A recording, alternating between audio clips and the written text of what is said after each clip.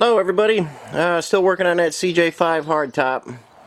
I had a bunch of footage on a card in the camera here showing me making the side panels and stuff, but I accidentally deleted it. Still trying to get the hang of this camera, but I deleted a lot of footage. But here is the top, and you can see everything is spot welded together. It's a little dark this morning. I'll try and get you on the inside. Okay, now I put a lot of extra little Z channels in here because I am going to finish out the inside of this with some insulation and some finish panels, and everything. This will bolt together through here, the back and the side, and I have some extra strips in here for a finish panel. There's a lot of extra structure in here specifically to finish it out nicely. I think you could see the headliner had those strips in there, and they had kind of a just a fiberboard headliner. It never lasted real good. I'm going to make something nice and cover it. And I have some leather left over from a previous project. I may make some leather panels for the inside if I have enough of it. If not, we'll just use some very nice black material, cover up some panel board, and screw it on there and make a finished top. But right on the metal, there'll be some insulation. It'll be quieter, it'll be a little bit warmer. But everything so far, except the roof, is new. 2 corners and a back panel.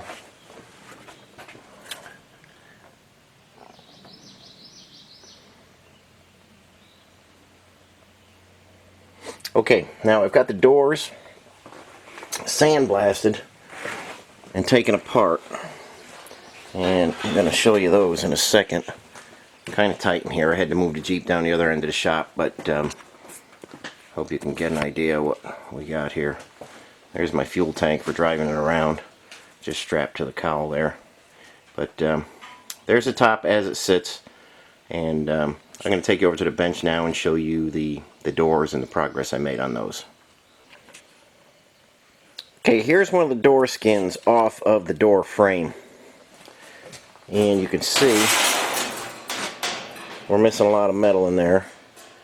And you can see everywhere the frame attached, it's rusted. And there's another piece in here, and that's rusted very badly. Everywhere there was metal contact, it rusted, and in many cases it rusted right through. This is why I use weldable primer between every joint.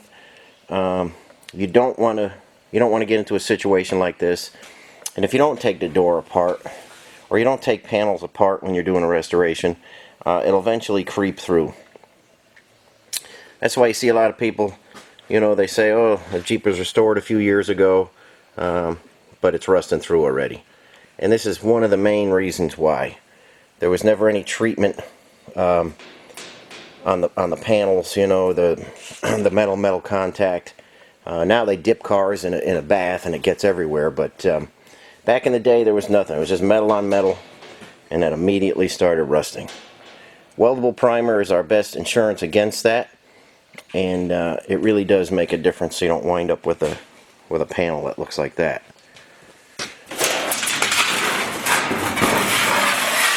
So that's the panel, and as you can see, the frames are the same. So I sandblasted, this is the inside, I sandblasted that side. Now I'm going to have to take it back out there and sandblast all the rust off there. Then we coat it with the weldable primer and put it back together.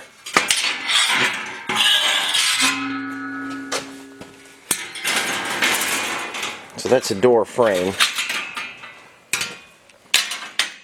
and this is what a window track looks like. The regulator and all that stuff is already pulled out of the door, and I'll show you that when I'm assembling the door back together. But this is what the door frame looks like in same situation. Plenty of rust on there.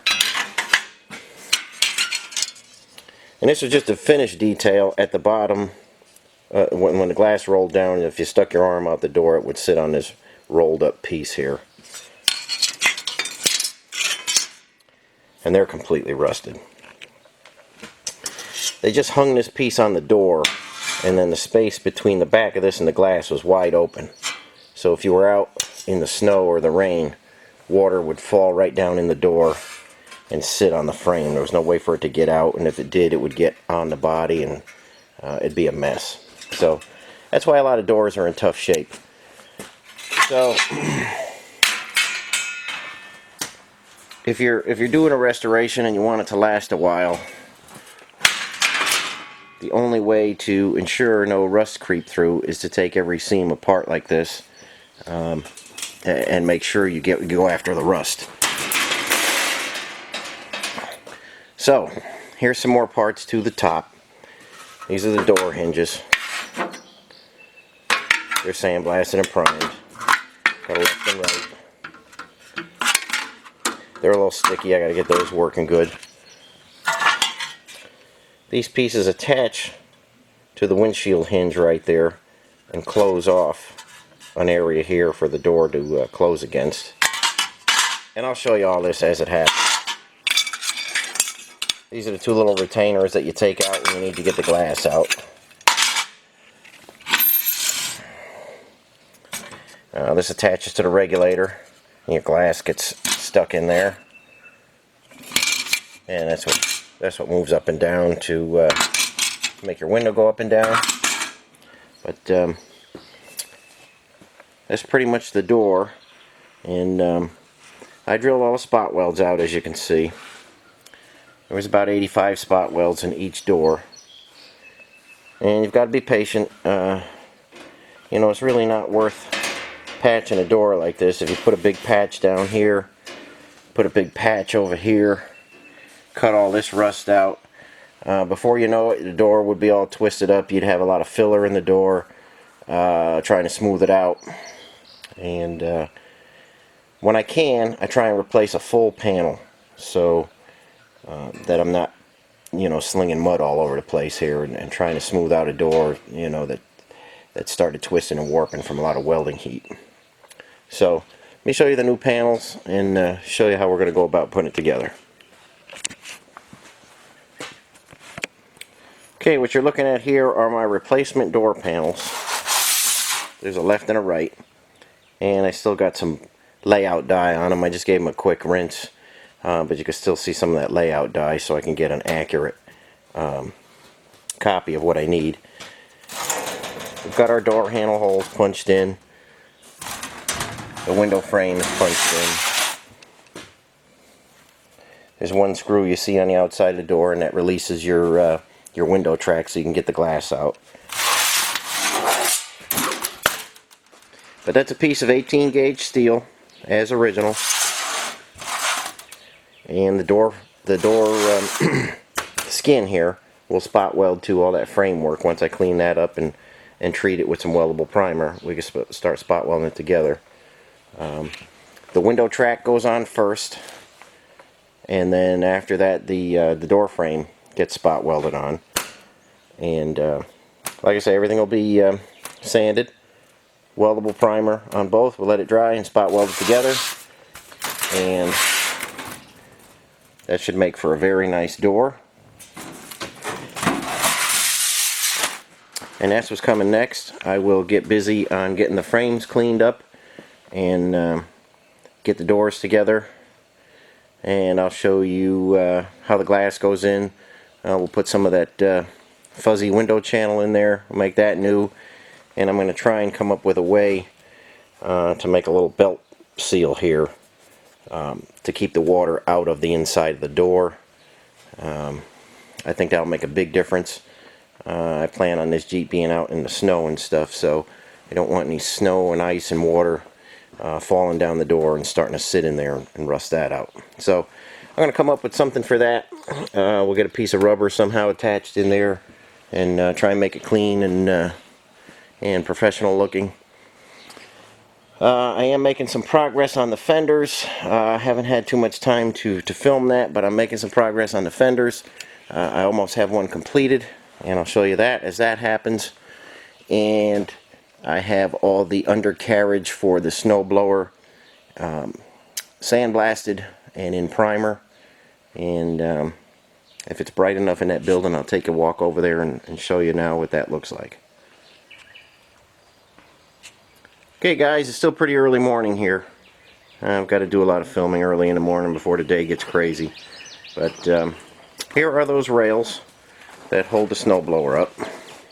That's that curved rectangular tubing that I made. And I have it hung from the ceiling so I can paint it and get all the yellow on there. And I've got those both hanging here. They cleaned up very nice. And I think they will take some paint very nice. I've got some pieces here ready to go. They're just hanging. I'll get everything hung up and painted yellow.